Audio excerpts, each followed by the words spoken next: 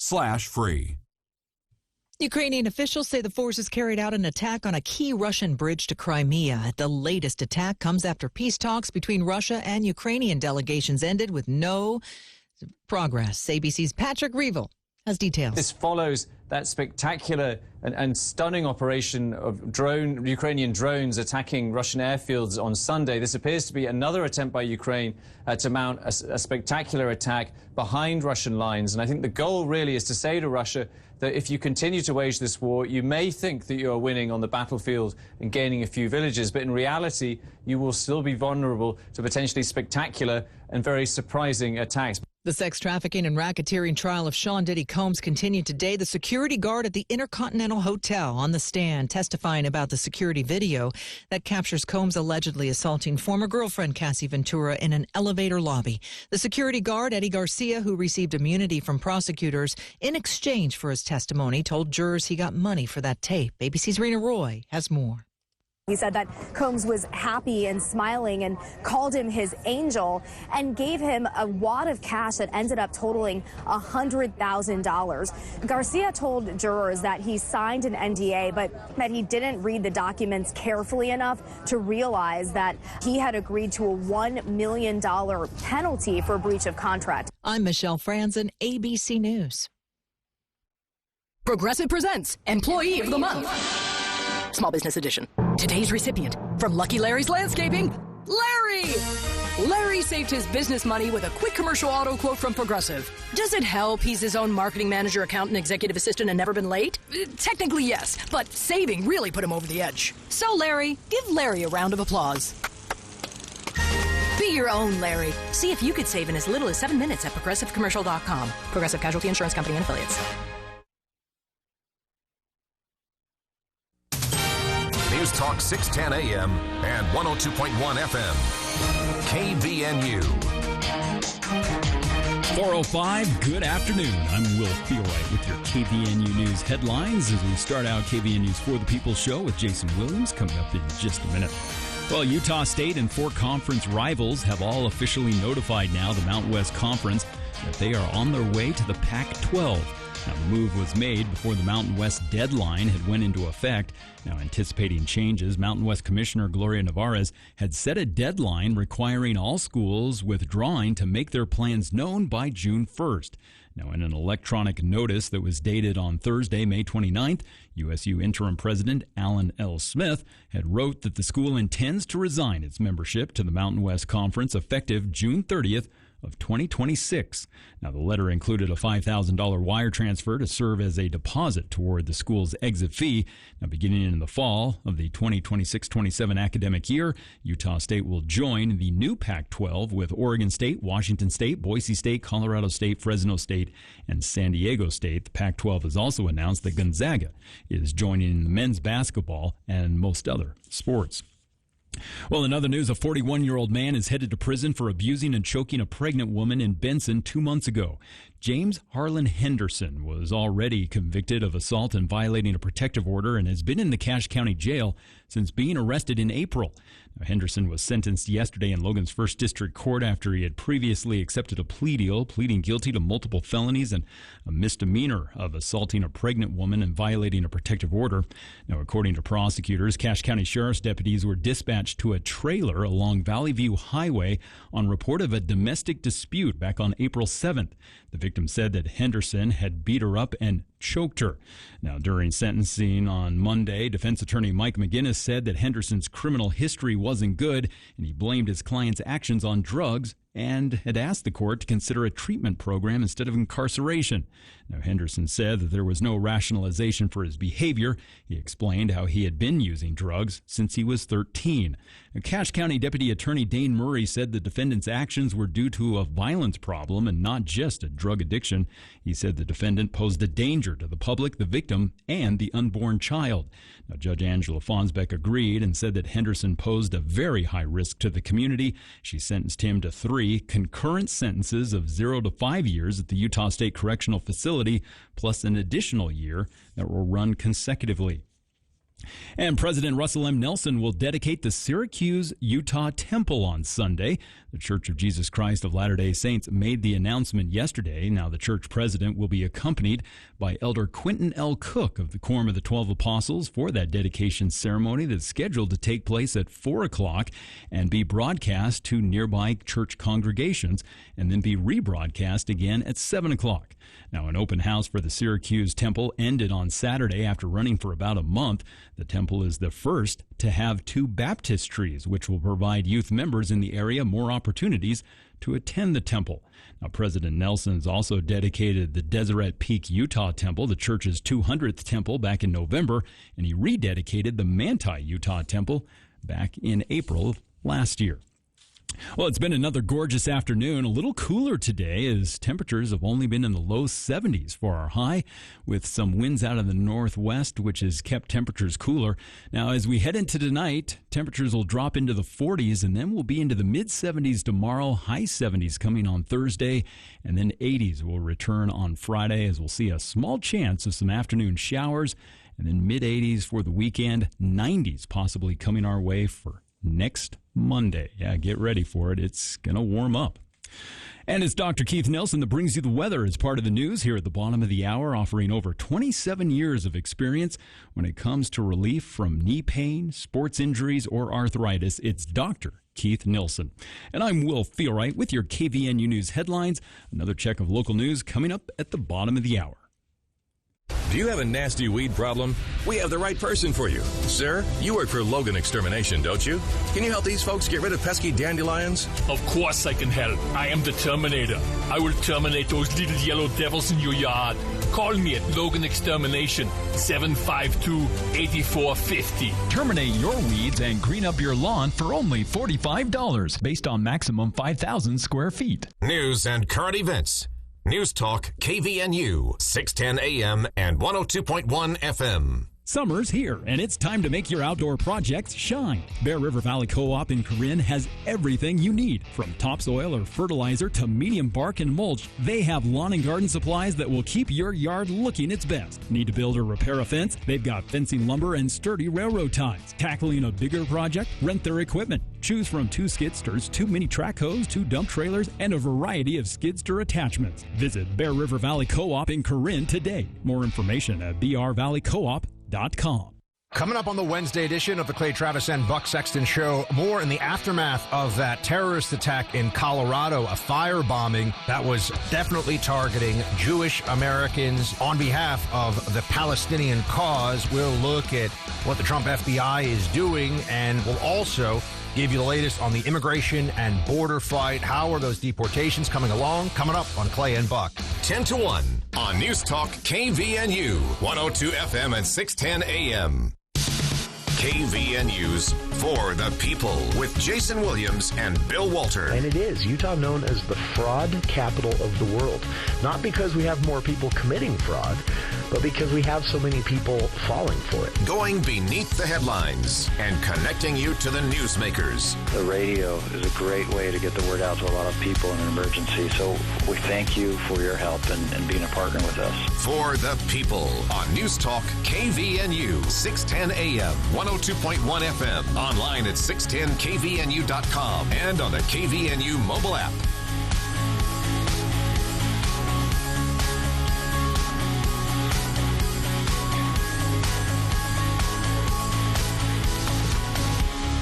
Welcome to KVNU's For the People. It is Tuesday, June 3rd. I'm Jason Williams. 68 degrees. About 10 degrees cooler than this same time yesterday, 4:12 in the afternoon. Appreciate everyone tuning in today. We have a lot to talk about. The For the People Book Club with Craig Peterson coming up in hour 2 of today's show. We'll be talking about the book that's been making a lot of buzz in the political headlines recently, written by CNN journalist Jake Tapper alongside Alex Thompson of the New York Times, co-authoring a book on Joe Biden and his mental state in the final years and months of his presidency. It definitely captured a controversial response to say the least, and we'll be talking about it. That's the For the People Book Club with former Logan City Mayor Craig Peterson joining us here in the studio in Hour 2. To kick things off here in Hour 1, though, we are starting out with a very special guest. We had a chance to talk about some of the events that are planned this summer at Zootah. This is our resident zoo here in Cache Valley. It draws attendance from all around the state in southeastern Idaho. And this summer, they're holding from Memorial Day to Labor Day, they're holding a series of events from late night, date night events to summer camp for the kids and more. Here to talk to us about the Zootah event, specifically an event coming up very soon on beavers. And thankfully, a sort of change of attitude and approach to beavers when it comes to wildland and wildlife management here in Utah. Joining us now, Director of Zootah, Troy Cooper. And Troy, appreciate taking some time for KVNU today. Start us off if you can. Tell us about this upcoming event. This is piggybacking on some existing work, right, that Zootah has done, raising funds and more, setting up a beaver exhibit and research facility there at Willow Park. And now you're ready to show it all off, right? Well, we're still thank you for inviting us today to be on the show, Jason. We're still in the process of collecting funds. We're working closely with the Utah Department of Wildlife Resources and others to get that money to build this facility. But very nice. There is one out in Providence where at the Burke, where it's called Burke, but it's the Beaver Ecological and Relocation Center. And that's where when they trap the beaver, they take them there to process them in, to tag them, to get their weights, and do those things until they find a new home. And so it's an exciting program. This is, I mentioned this is kind of a sea change in our approach to the beaver. Obviously, beavers are native to Utah and the Intermountain West. Well, actually, the United States in general, right? And right. There was a time when our approach to beavers was to see them as harmful and something to be eradicated from most environments, especially when it came to our rivers coming into populated areas. And now the mindset is starting to change on that, right? It really is, and that's very heartwarming for us and for Becky and Nate out there at the Burke Center. And just to see, they still can be a nuisance. They can try and dam up things in the backyards and by the Walmart parking lots and whatever. And so, but the mindset is changing to say, hey, are there ways we can live with beavers? What do they add to the environment and where they're at, the ecosystems? What do they contribute? And this is partly what we'll be talking about next week when we have this workshop. And Nate, or one of them, Nate or Becky, will be there. And they're going to talk about this progression and this mindset change, the paradigm shift that they're seeing, where when they first started this program, they were having a hard time finding anywhere to relocate these beaver that were nuisance and not where they should be. And now, just after a few years, they have a waiting list. And that's what's exciting, to see that mindset is changing and that they're being welcomed back and they're being recognized for the good impact that they have on the environment. This is, we've learned that, as you said, they can still be a nuisance. They sometimes try to build in places that aren't good for them or good for us. But we've learned overall that they're a key part of, well, let me put it this way. We found out that we were pretty successful at removing beavers from our rivers, and then we found out that wasn't very good for the rivers, right? Right, exactly. Just the overgrowth, and it just creates issues. But now I think it was one of them. I think it was Becky that told me one time beavers will eat themselves out of house and home. Sure. But then they move on, and then where they've left, it just regenerates. So it's just kind of a process, and it just keeps rejuvenating itself, and it leaves it looks different, but it is left better or a different better than when they first came in. And so it just benefits everybody. Sure. This is, there's an example if folks want to take a short drive. It's known as Left Hand Fork, Blacksmith Fork Canyon. There was a few years ago, I think it may have been a couple of beavers had built dams along the Left-Hand Fork River, which is a small river that feeds into the Blacksmith Fork River. And they basically clear-cut those banks, those beavers, in just in one season. And go up there now and look. The river runs deeper, the banks are a little sharper, and the trees are healthier. All the old dead growth is gone. It's honestly something you can actually go out and see. And that's the purpose. You mentioned this already, Troy, but that's the purpose of a handful of workshops that are happening at Zootah coming up, June 12th and then again July 10th. Is that correct? That is correct, at 6 p.m. at the Wildlife Learning Center there at the zoo. Very nice. And people can register for the class by going to our website at www.zootah.org, and then under the menu look for events and programs, and it'll take you right there and you can register, and it's just $5 per person. And the goal of this is to, of course, as all workshops and classes through Zootah, provide information and education for those interested. But this isn't just for experts, right?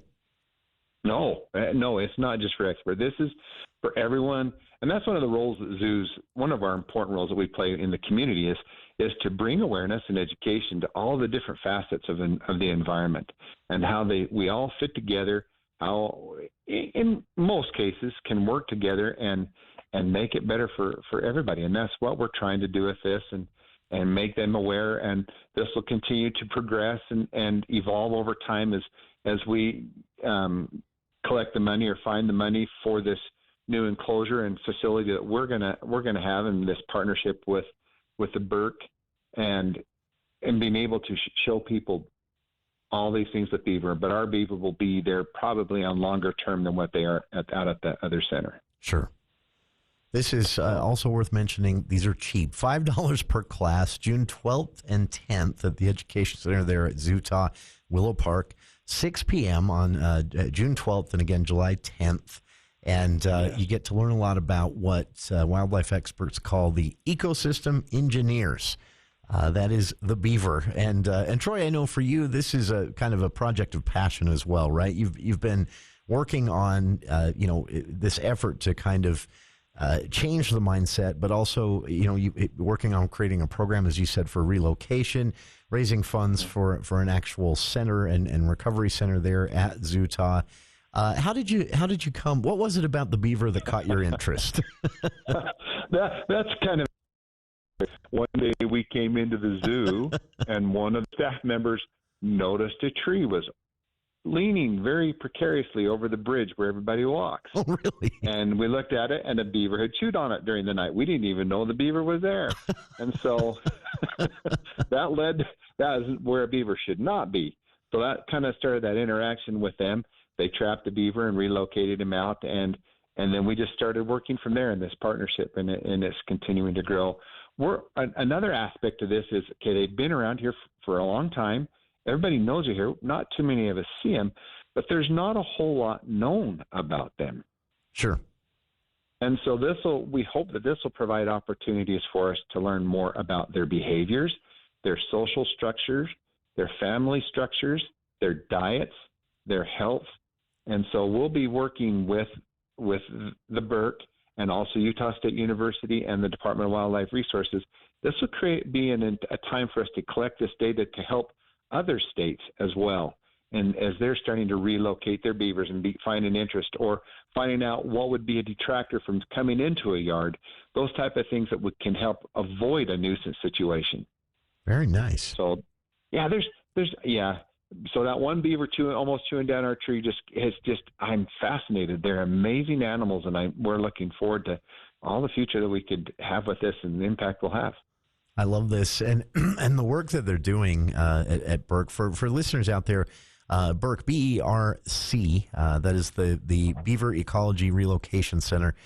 They have a location in Millville, and they trap beavers and relocate them. So if beavers are somewhere where they're going to be a nuisance or going to be a problem, they trap them and they relocate them to somewhere where they can be good for the ecology, good for the biodiversity, good for the rivers, lakes, all of that.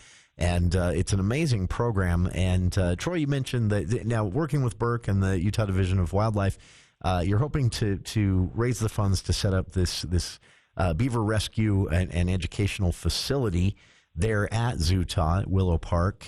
How can people help with that? They could reach out and just say they're interested. We can find a way. Materials, labor, and supplies, and of course, sponsorship for that, so that we can build this facility for the beavers. There's many different ways, and they can either email or come and visit or call, and we can sit down and have a discussion to go over those details. Very nice. You can find Zootah on Instagram, Twitter, and Facebook. You can email questions about becoming a sponsor or the education programs like this beaver event coming up June 12th, or any other questions at questions@zootah.org. That is ZOOTAH, zootah.org. Questions@zootah.org. You can also call them at 750-9894. And Troy, before we let you go, we should mention this as well. It's a ways off still, but big event coming up for Zootah, and a really fun event for everyone as well. But you're inviting everyone way down the road in September 27th, a fundraising event that includes a barbecue feast, live bands, a silent auction, and then, of course, this is all also centered around the Utah beaver, right? Correct. That is correct. This is very cool. And is cowboy hat required? That's what I want to know. That's what I heard, yeah. Have you heard the title of this event?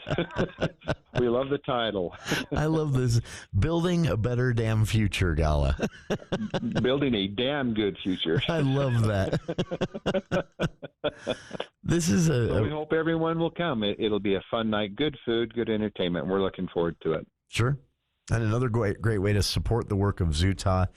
You can purchase tickets to that event in September now at zootah.org, but you can also, as Troy mentioned, click on Plan a Visit and Events tab there and see all of the events from the Conservation Workshop, Beavers and Beyond, with Troy and others presenting on June 12th there at the Education Center at Zootah.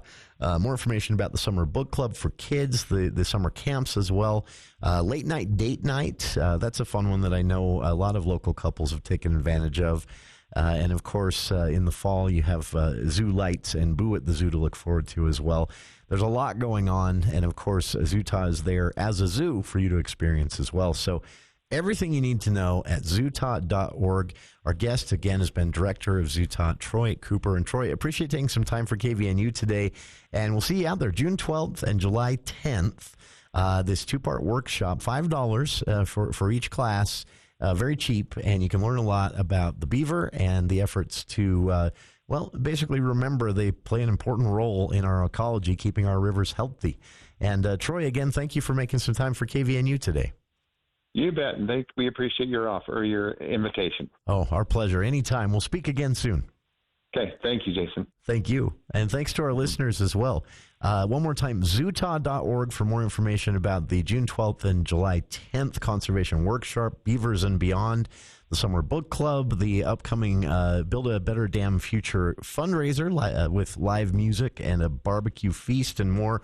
All of that at zootah.org, and we'll be back with more of KVNU's For the People right after this quick break.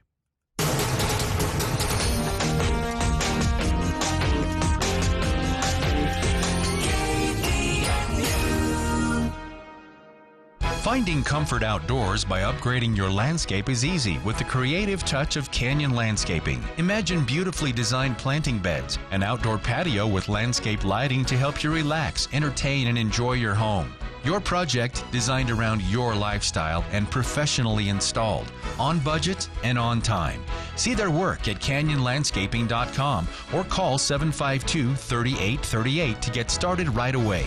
Canyon Landscaping. Look for the leaf. Got sinus issues or trouble hearing? What about tonsil issues? Don't let discomfort hold you back. Intermountain Budge ENT Clinic is here to help. With expert care in ear, nose, and throat health, Dr. Matthew A. Wilson provides personalized treatments, including thyroid surgery, to get you feeling your best. Budge ENT's doctors really listened to me and found a solution that works. I finally feel great again. Breathe easier, hear clearer, and live better. Call Budge Clinic ENT today at 435-716-1420. It is critical we keep AM radio in all cars and all trucks. Hey, Sean Hannity here. More than 80 million Americans depend on AM radio Radio. It is the backbone of the emergency alert system, and that keeps us safe in dangerous times, because when cell and internet services are down, AM radio might be your only lifeline. Now text AM to the number 52886. Tell Congress that we need AM radio in our cars. Text AM to 52886 today. Standard message and data rates apply. Retirement can be scary, but only if you're not prepared. That's why AARP created thisispretirement.org. Because unless you've already retired, you're in pretirement, and you still have time to plan. Learn about retirement savings options, potential tax breaks, and how you can build savings over time. Visit thisispretirement.org for free resources to help you customize your action plan and feel the retirement fear disappear. Brought to you by AARP and the Ad Council.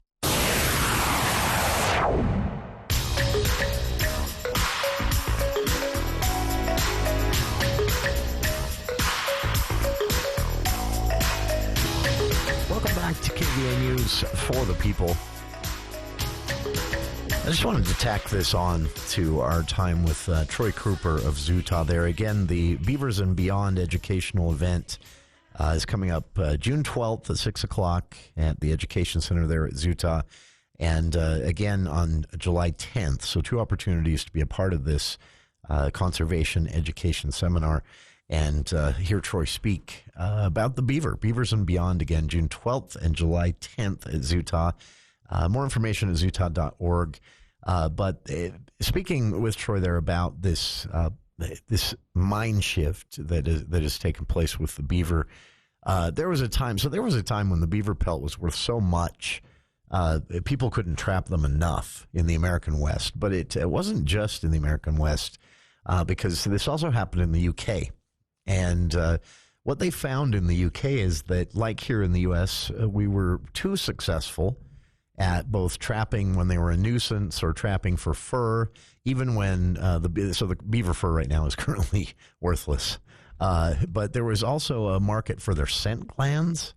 So basically, in the U.S. and in the UK, they were over-trapped and successfully removed from hundreds of miles of rivers and streams and wild areas. And what they found in the UK is that over time, because the beaver wasn't there doing what the beaver does, they were seeing the overall biodiversity go down. And what that meant is that they then had trees dying off. They had wildlife no longer coming to the area, which shifted the entire ecology. And eventually what they started to see in the UK is that fish populations were going down. Popular fishing rivers were no longer that great for fishing anymore because beavers were hunted literally to extinction in the UK. Now, we haven't gotten that far in the U.S., but in some areas we've come close. And so in the UK, back in 2018, they started reintroducing beavers. First on some small streams in Gloucestershire. Not British, don't judge me. And they monitored this pair using camera traps and more, and learned a lot about behavioral data that we didn't know before. As Troy said, there's a lot we don't know about the beaver still because we've just hunted them, not really studied them. And but what they found is within 2 years, the project was deemed a complete success. The 2 beavers had turned into 5 beavers within 2 years. And they, without any other beaver competition along the river, they had spread out quite a bit. And their damming efforts and their old growth toppling efforts and their basically, teaming up with other wildlife to do the job that they're supposed to do, their reintroduction meant that the river itself was a lot healthier. And the growth along the river was a lot healthier because it was younger. They toppled the bigger trees and the younger trees were coming up. Those younger trees were dumping or digging roots deeper into the banks, so the banks stopped collapsing because the young trees are growing, whereas the old trees are shrinking. Anyway, it's a complex, basically Jenga game of ecological pieces, and the beavers were important to the stability of that. We yanked the beavers out in the UK, and it toppled, or it started to topple. Now, one of the examples used is, and you can see some photos of this, but the first real reintroduction effort happened in the UK in a place called the Forest of Dean, and they have some photo slideshows where you can actually see the river, especially the banks and even the color of the river, start to decline. It took about 10 years only after beavers had been completely eradicated from the area, and then reintroduction of the beaver, which is the only thing that changed in the Forest of Dean. And you can see the river return to a natural bluer hue. You can see the foliage along the river is a lot greener and healthier. And then, of course, they have some data on fish populations. So you wouldn't think these things would be related, right? But we learn this again and again and again. The ecology, biodiversity, everything's pretty closely tied together. You remove one element and you change the entire scene. So it's a fun read. There's actually a book written about this whole conservation effort in the UK to bring the beaver back after they'd literally eradicated the beaver on the entire island. And it's now a countrywide reintroduction effort happening there. So, yeah, it's great to see this, and it's great to know that we've learned.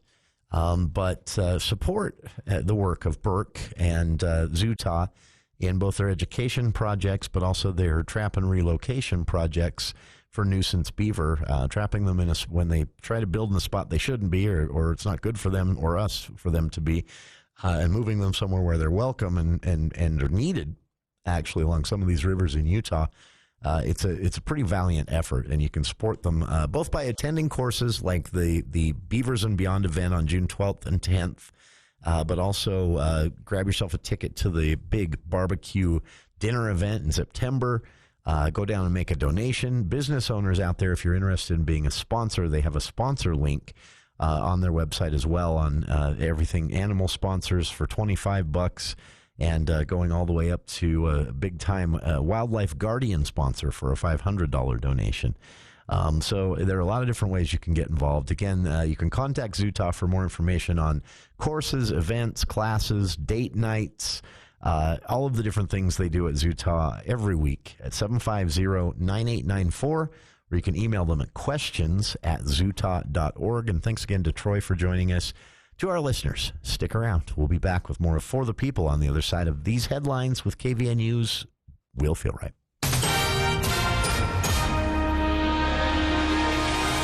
Well, thank you, Jason. The Cache Valley Chamber of Commerce is looking for local women willing to part with some of their jewelry to help empower other women.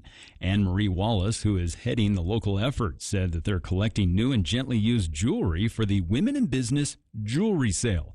Now, she adds that 100% of the proceeds from the jewelry sale will go to help fund educational scholarships for Cache Valley women to attend both Utah State and Bridgerland Technical College. Now, the jewelry sale is slated to take place in October during the Chamber's Business Women's Conference at the Riverwoods Conference Center in Logan. Now, all jewelry donations must be received by the end of July, according to Wallace, so that the items can be sorted, cleaned, and prepared for that event. Now, donations can be dropped off at a number of locations throughout Cache Valley, including the Cache Valley Chamber of Commerce, S.E. Needham Jewelers, Anderson Seed and Garden, and also the Artists Gallery. Now, Wallace says the upcoming event will be an opportunity for Cache Valley women to give their jewelry a new lease on life, while also helping local women to shine. Well, the fiery anti-Semitic attack in Boulder, Colorado over the weekend has shaken Utah's Jewish community, with congregations looking at how to increase security and ensure safety. Now, Rabbi Sam Spector said that these are the absolute worst nightmares for him as a rabbi because he sees his community in each of these terror incidents. Spector came to Utah to lead the Mill Creek Synagogue 7 years ago. He said that he simply wants to celebrate the diverse faith community he leads, but amid these violent incidents, other thoughts have come in mind. Now, meanwhile, police are encouraging people to keep their eyes open for any criminal activity, and for members of the Jewish community, they're encouraged to reach out to law enforcement if they are ever feeling unsafe for any reason. And the Utah housing market is shifting again as houses are sitting on the market longer and buyers are taking their time. Now, Tiffany Kennard, a broker at Edge Real Estate, said that there are more listings on the market right now than have been any other time in the last 6 years. Now, with more homes available, buyers can afford to be choosy, and Kennard says that it is more of a buyer's market right now as there's more to choose from, so it's taking longer for homes to go under contract. Now, another factor real estate professionals say is interest rates, with high mortgage costs still causing some hesitation. Kennard says that if homes do not get attention, though, within the first couple of weeks, sellers are oftentimes dropping their prices significantly. Well, we've got unsettled weather to the south of us as southern Utah is seeing some isolated storm activity. Meanwhile, here in the north, pretty calm as a high-pressure system continues to sit over the area. That's going to leave us with mostly clear skies pretty much through the rest of the week. As temperatures have been in the low 70s today, tonight will drop into the low 40s, then mid-70s for Wednesday, high 70s coming for Thursday. Friday will get back into the low 80s with a small chance of some afternoon showers, and then more warmer weather coming Saturday, Sunday. We're going to be into the mid to high 80s, and it looks like we possibly could see our first 90-degree day coming up on Monday. And it's Cardall's Insulation that brings you weather. It's part of the news here at the bottom of the hour. If you're needing to insulate your home, garage, or attic, just remember Cardall's Insulation. They can take care of insulating anywhere. 755-5012 for Cardall's Insulation. And I'm Will Feelwright with your KVNU News headlines. ABC News, I'm Michelle Franzen. President Trump raised tariffs on steel and aluminum imports from 25% to 50%. They go into effect midnight tonight. That hike could impact prices on everything from large appliances and cars to cans of food at grocery stores. It comes as the White House says trade talks on reciprocal tariffs are ongoing. Press Secretary Caroline Levitt. USTR sent this letter to all of our trading partners just to give them a friendly reminder that the deadline is coming up. And they are in talks. Ambassador Greer, Secretary Besson, Secretary Lutnick are in talks with many of our key trading partners around the globe. Homeland Security says the wife and children of the suspect in the Boulder flamethrower attack at a Jewish rally Sunday has been taken into custody and are now being investigated. The FBI's annual active shooter incidents report shows in 2024 there was a 50% drop in active shooting incidents across the country. The report shows there were 24 active shooting incidents last year compared to 48 in 2023. This is ABC News. Make laundry a snap with the large load washers and dryers at Mount Logan Laundry. Rather than 8 to 10 loads at home, get the job done in 1 or 2 with their 55 or 80-pound washers and 80-pound dryers that are perfect for sleeping bags, comforters, and other big items. Mount Logan Laundry has free Wi-Fi and drop-off service, plus they're open until midnight. Mount Logan Laundry really is the cleanest spot in town. Find them at 5th East and 9th North in Logan or in Brigham City on the corner of 1st East and 7th South. Bringing Wall Street to Main Street. From your local experts in downtown Logan, this is the Adams Wealth Advisors Market Report. Hi, I'm Cormac Murphy, Chief Investment Officer at Adams Wealth Advisors. Stocks moved higher today after a key labor market indicator suggested that the trade war has not yet disrupted the jobs market. This came despite weak factory data and a downgrade in global growth expectations from the OECD.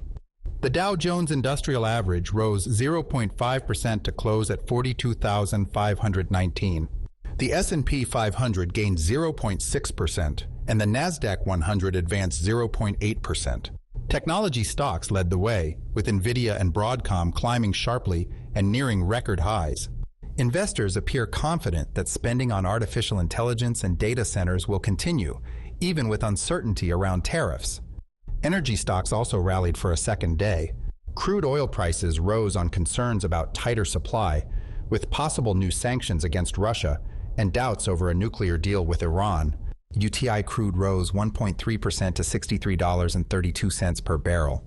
In the bond market, the yield on the 10-year Treasury rose 2 basis points to 4.47%. Today's JOLTS report showed job openings unexpectedly increased by 191,000 to 7.391 million, the biggest rise in 9 months. Meanwhile, job quits fell by 150,000, suggesting workers are less confident about switching jobs. This supports the recent trend of rising continuing jobless claims. Tomorrow brings key updates, including the Federal Reserve's Beige Book, which provides business anecdotes from across the country, and the ISM Non-Manufacturing Index, which will give insight into the strength of the services sector. That's your update from Adams Wealth Advisors, guiding your financial future one day at a time. For personalized help planning yours, reach out to us at 435-752-1702.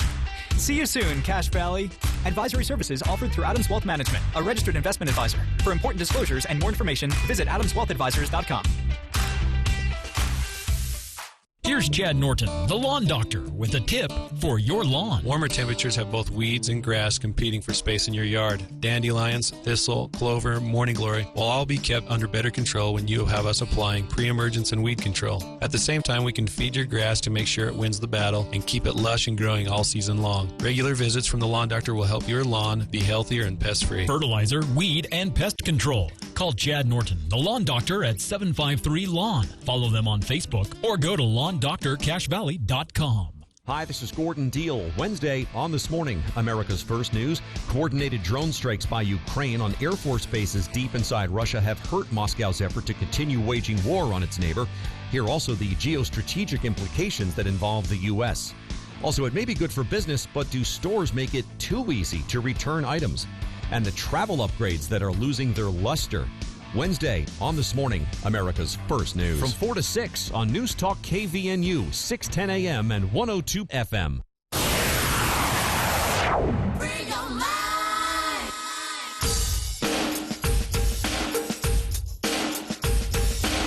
Welcome back to KVNU's For the People.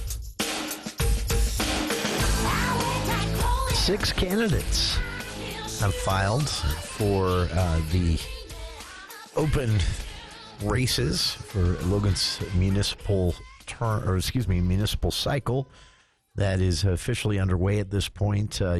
Listeners of our show know that Mark Anderson, current Logan City Council member, Mark Anderson, made it known a few weeks ago right here on our show that he planned to run for mayor. Logan City Mayor Holly Daines said back earlier this year, also here on our show, that she did not plan to seek another term, although that is allowed here in Utah, or in Logan.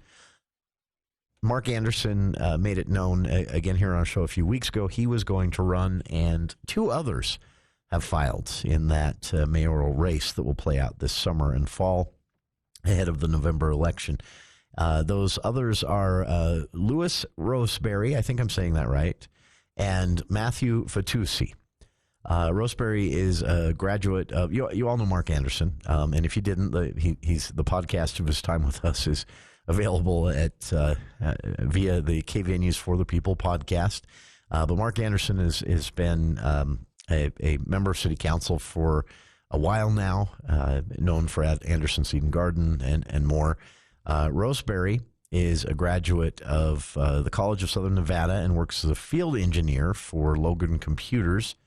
Matthew Fatusi is a regular at Logan Municipal Council meetings for the public speaking portion, the questions and comments portion, where most recently he blamed someone at the city for causing him to lose his job. I assume that is why he's now running for mayor.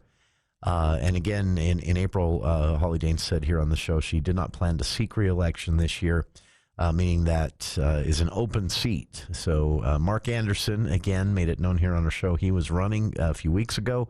With the filing period opening and closing, Roseberry and Fatusi have jumped into that race as well.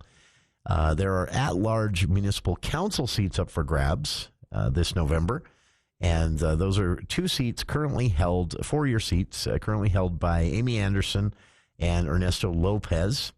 And 3 candidates who filed for the 2 positions are Joshua Michael Molitor, Melissa Daly, and Riley Fatusi. I assume either a relative or a spouse of Matthew with the same last name. That's an assumption on my part, but what are the odds that it's not the case? Daly is, Molitor is an outspoken critic of current Logan City leadership, also a regular at Logan City Council meetings, and he alleges that they too often side with developers and are ignoring residents' best interests as Logan grows. Dally is a web designer who graduated from USU back in 2002, and she's been part of the effort to advocate for a countywide indoor recreation center. And Riley Fatuasi is an independent landscaper who has never previously been involved in local politics. And again, I'm assuming with the same last name, some relation of some kind to Matthew Fatuasi, who filed to run for mayor. So we'll get to know these candidates better. We'll invite them all here in the studio, and we'll have Mark Anderson back again. And the window, by the way, for filing closes this Friday at 5. So this is by no means a complete list. This Friday, 5 p.m., is the deadline for filing to run for either mayor or the 2 open council seats for Logan City Council in these municipal races. So we'll also be checking in with other cities who will have municipal races underway and compiling a list now of candidates who have filed for any open seats there. As of right now, though, I have to throw this out there. There are a good number of unchallenged incumbents in a lot of cities in the Valley this municipal cycle.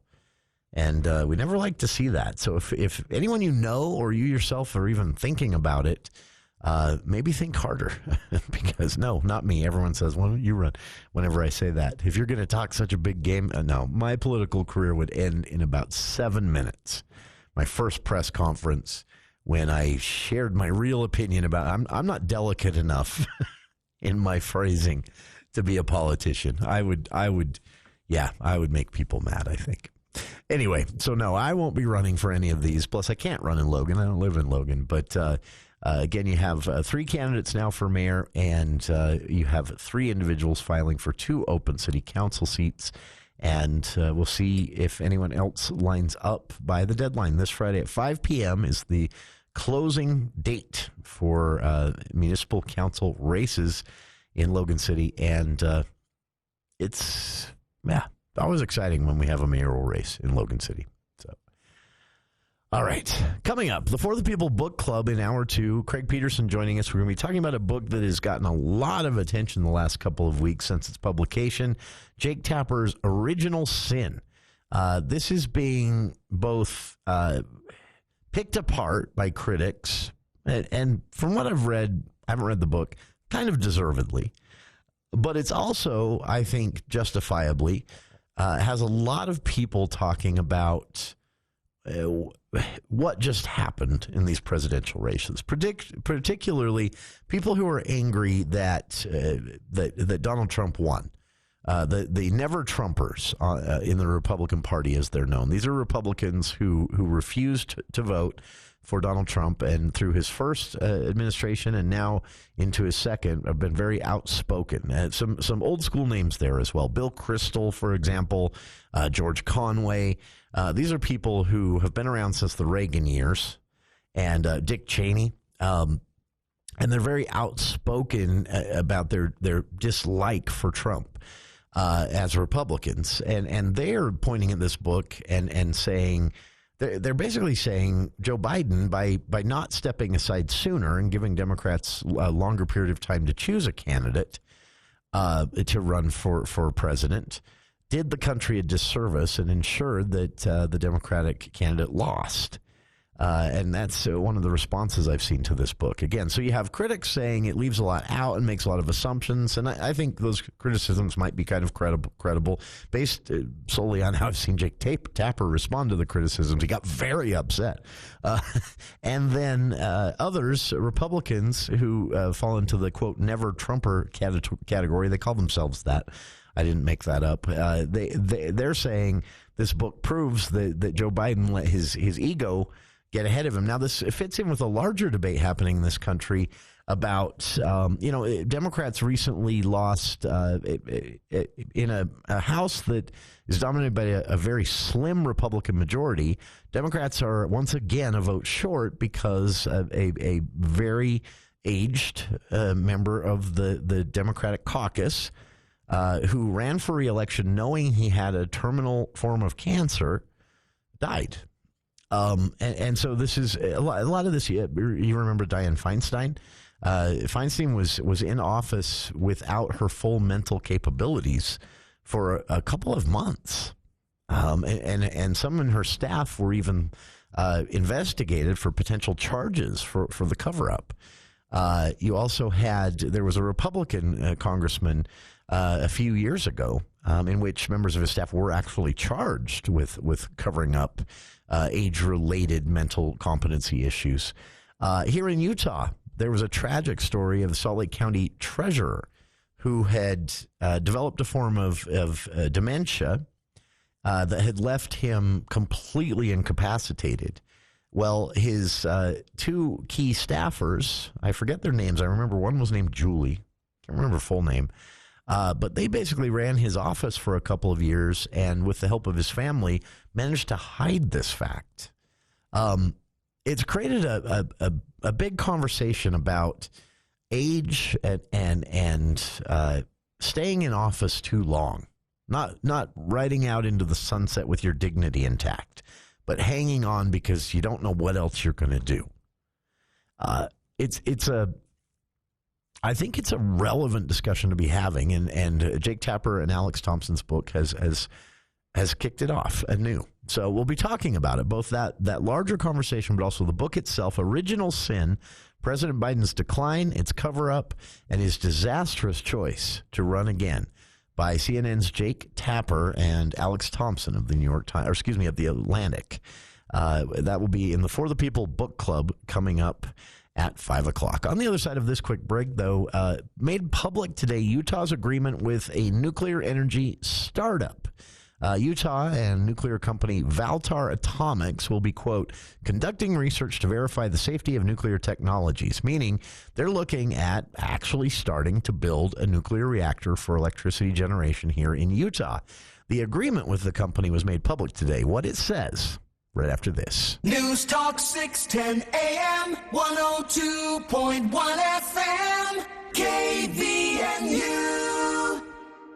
In our rural communities, EMS volunteers stand ready to help every day. Volunteers are ordinary people performing extraordinary acts. Many of these heroes lack access to essential health insurance for themselves and their families. It's time to give back. Utah has a new program that offers no-cost medical, dental, life, and long-term disability insurance to our rural EMS volunteers. Families may also be eligible for low-cost options. Become a licensed EMT, AEMT, or paramedic, and you and your family may be eligible. Visit utahcounties.org to learn more. That's utahcounties.org.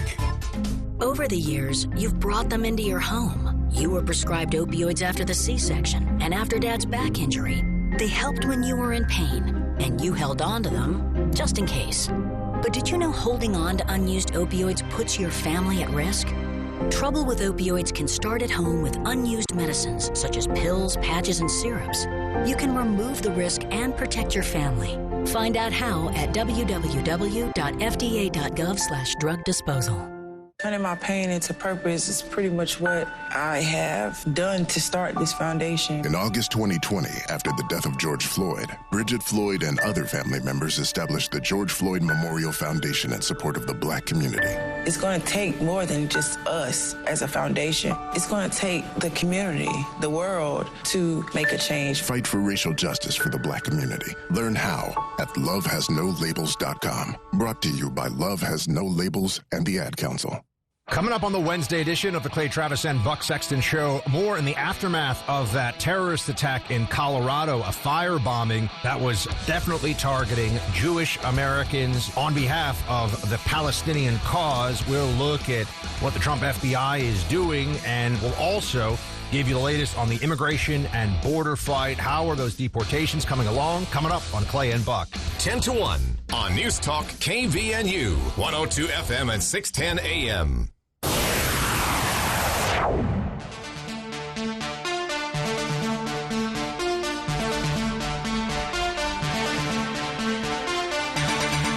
Welcome back to KVNU's For the People. May 23rd, Governor Cox announced that Utah would be teaming up with a nuclear energy startup called Valar, something different, Valar Atomics. to build a test reactor here in Utah. This would benefit both the startup, who hopes to market these all around the world, allowing Utah to be the testing ground for this, but also in the agreement would mean that if the test goes well, Utah would then have a nuclear reactor to generate electricity, something the governor said is long overdue, and I kind of agree. Where I get nervous is the Utah legislature and the Utah governor, not just this governor, but previous as well, have a tendency to grease the wheels a bit too much sometimes, and we end up regretting it. They fast-track something. Remember the Lake Powell pipeline plan? We were going to pump water from the plentiful water in the Colorado River and over to St. George, right? And the legislature was trying to basically ram this through. They were held up by the evil EPA and the federal government, even though there was a Republican in office at the time. Now we can look back and say, wow, that was a very bad idea. I'm glad we didn't do that. So we should all keep a close eye on this. But overall, I'm excited. The agreement was announced on May 23rd, but it was made public today, and it looks like the memo was actually dated May 16th when the governor and CEO of Valar Atomics, Isaiah Taylor, actually signed the partnership agreement. And this basically means the state is going into business with Valar Atomics. What's going to happen is they're going to first they have to build the fuel, and they're going to build something called TRISO, which stands for tristructural isotropic. And it was first developed in the 60s. And Solid Tribune reports this is basically a poppy seed-shaped sphere containing uranium, oxygen, and carbon wrapped in layers of carbon and silicon carbide. So it's very different from the fuel rods that we're all familiar with for fueling nuclear reactors.